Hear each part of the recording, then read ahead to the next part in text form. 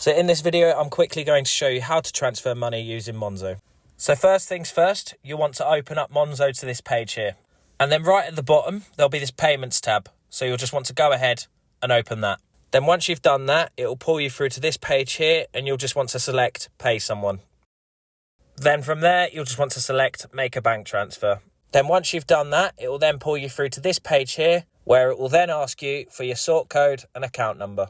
Now, if you're transferring money to someone else, you'll firstly need to ask this person for their details. But once they're provided, you'll just want to go ahead and simply copy them in.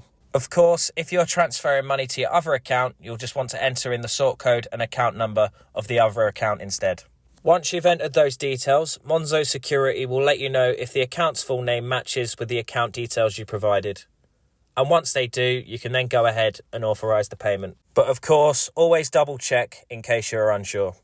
Then finally, you'll just need to enter how much you'd like to transfer, select a review payment, then confirm. And then once you've done that, you've successfully transferred money using Monzo. If you have found this video helpful, please leave a like, and thanks again for watching.